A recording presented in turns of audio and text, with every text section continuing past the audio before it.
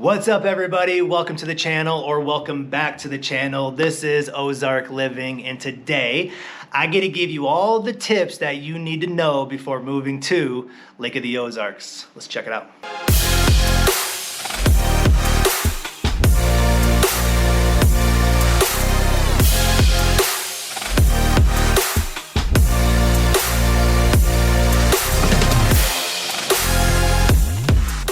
Welcome back, everybody. Hey, if this is your first time visiting the channel, welcome. And while you're here, do me a favor, hit that subscribe button along with that notification bell, because every Tuesday and Thursday, I'm dropping a new video telling you everything you need to know about moving to or living in Lake of the Ozarks. We are also a group of licensed lenders and agents, so as much as I love making these videos, I would love even more to help you with your lending or real estate needs. So if there's a question I can help you with, or a situation or a scenario I can work with you on, please don't hesitate to reach out and let me know. Till then, we get to talk about some tips that you should know before moving to the lake. Now, you might know these, you might not know these. Either way, I'm gonna start talking about them.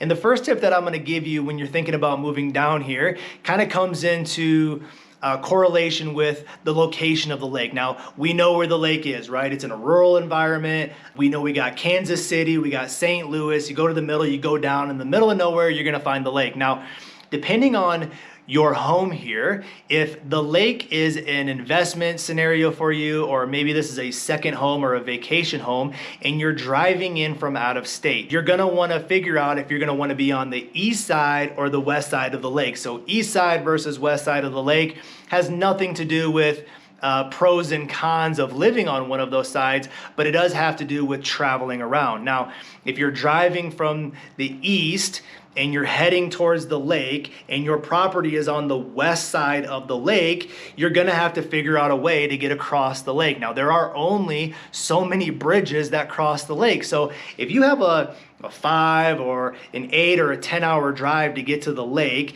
and then all of a sudden your home is on the other side of that lake, it could take you an extra 30, 45 or 60 minutes just to figure out how to get to the other side and get to your property. That's also conducive to if you live here and you're working around here and you find local employment, where you live and where you work is obviously going to be a big factor for your commute. The point of this is there's only so many bridges that cross the water. And so, you know, if you're down here and you find a property that you absolutely love and you get into it and then you realize like, oh man, my drive to work or my commute from my permanent home to my vacation home is an extra 30 minutes or 60 minutes because I bought on the east side or the west side, is just something to think about. East side versus west side has nothing to do with pros and cons of where you live on the water. Typically the east side might have a few more things. There might be more amenities and stuff with like Osage Beach and a couple other places, but specifically just talking to if you have to cross the water. Now, if you're in a boat and you just have to drive to the other side, that could be an easy 5-minute boat ride. You hop in your boat, you go across, you're there. Now, if you wanted to go to that same location by car, it could take you 30, 45 minutes to drive down the water, cross the water, and drive all the way back to that property. So first tip that I can tell you is kind of think about the east side versus the west side of the lake. Is that because you're driving here for a vacation home, or do you live here permanently and you have to drive to wherever work is? So east versus west, first tip to think about. Second tip that you need to think about when moving down here, and you might not even have thought about this, but it's Wi-Fi. Now, if you live currently in a metropolitan city type environment, getting Wi-Fi or cable or something hooked up is typically not an issue, right? You pick up the phone, you call your local provider, they have a truck out there in no time, and then boom, you're hooked up with Wi-Fi and you're good to go. Here at the lake, big difference, right? So Wi-Fi is not readily available like it is in big cities. Now, with Wi-Fi, you can have Wi-Fi pretty much anywhere on the water, but that Wi-Fi might be satellite driven. So satellite Wi-Fi, if you've ever hooked into it or have had to use it before, like sure, it will work and you can get online and you can do certain things. You're probably just not doing stuff at a very high speed or a high clip. And so my tip to you with this one, when you're thinking about the purpose of your home, if you're If you're just traveling down here and it's a vacation home for you, you might not want Wi-Fi at all. However, for the majority of everybody that even is on vacation, you probably still want to have a little bit of Wi-Fi. Maybe satellite's not a big deal, right? Maybe you can get away with a little bit of satellite because you want to look up the local pizza place to figure out where to get your pizza from. Who knows? But satellite Wi-Fi can work pretty much anywhere. It's probably just going to be a little bit slower. Now, if you need normal Wi-Fi, or if you need some type of high speed because you work and you need Wi-Fi to do remote working from home, or even if this is a vacation home, but while you're on vacation, you have to log in and you have to work and you need a high speed, something to think about in my tip is, depending on the location of your property, if you have to use a satellite Wi-Fi, it might not be the best. And there are only so many places on the lake that you can actually connect Ethernet or a hardwired line into your home. So getting that coax, getting that Ethernet directly from the pole to your home, you have to be in a very specific part of the lake, and that service has to be available. So while you're searching for your property and while you're looking for, the best place to call home, you might want to also ask the agent of,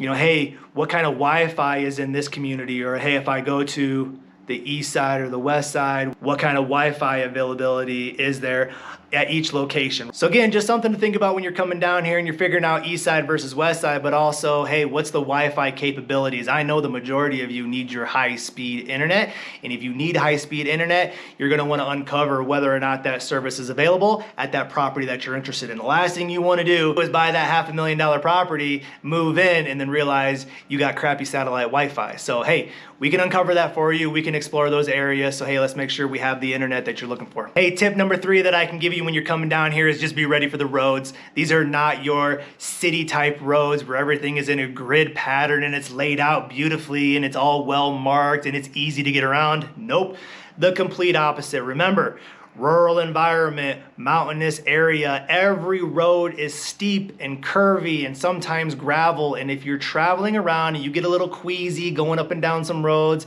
up and down some hills at home, you're gonna wanna think about that when you come down here. And if you're traveling here and you're exploring around, you're gonna learn really quick. All of these roads are curvy, they're steep, they're up and down. And so as you're driving around the lake, that's what you're gonna experience. And especially when you step off of that main road and you start to drive towards your property, you're probably gonna be driving downhill, right? Driving downhill, steep roads, you're gonna make your way to your property, and even when you get to your property, you're probably gonna have a steep driveway. So I'm stereotyping the majority of the lake. It's not all like that, but for the most part, the roads around here are like driving in the mountains. So hey, something to think about and a tip that I can give you when you're coming down. Be prepared for curvy, steep, gravel roads, some sketchy spots, and if that's something that freaks you out, just something to think about, just another tip for you. And the last tip that I want to give you, and just something for you to think about, is obviously the bugs, right? I keep talking about bugs, and I'll probably keep talking about them because they're down here. Now, if you're used to bugs and that's all good for you, cool. If you got a wife like mine who doesn't like the bugs and is constantly complaining about them and making you spray and kill them and squash them, well, that's something for you to think about. So my last tip for you to think about is just that bug environment. When you're coming down here, be expected to see some bugs, and it depends on the season, right? Bugs come in and out of season. If you're there in the winter, you're not experiencing obviously as many, but as spring rolls in and summer and obviously a little bit into fall, you're gonna roll into some bugs, and spiders and June bugs and skeeters and whatever that looks like.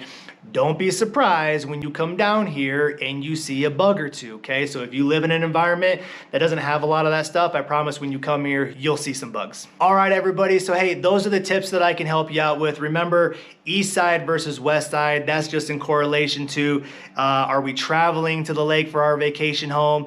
Making sure that, hey, there's only so many bridges that cross this water. And so depending on where your home is, where you're traveling to, or once you're here and you have to go to work, making sure that you know where those bridges are and what that drive time can look like. It could easily stack on 30 to 60 minutes, depending on you go west side, east side, some things to think about. And again, once you're here, those curvy, steep gravel roads are something to think about and consider. They're gonna be everywhere. You are driving in a mountainous area, so conducive to that environment, you're gonna have steep roads, you're gonna have a steep driveway, stereotyping the majority of it. There are some flat spots, but for the most part, be cautious of the roads. Hey, make sure when you're here, we got our Wi-Fi hooks up. So we got to have that high-speed Wi-Fi. We work at home. We got to do Zoom calls. We got to be on point. We better be able to buy that $500,000 house and not have slow Wi-Fi. We can make sure that you're dialed in with that.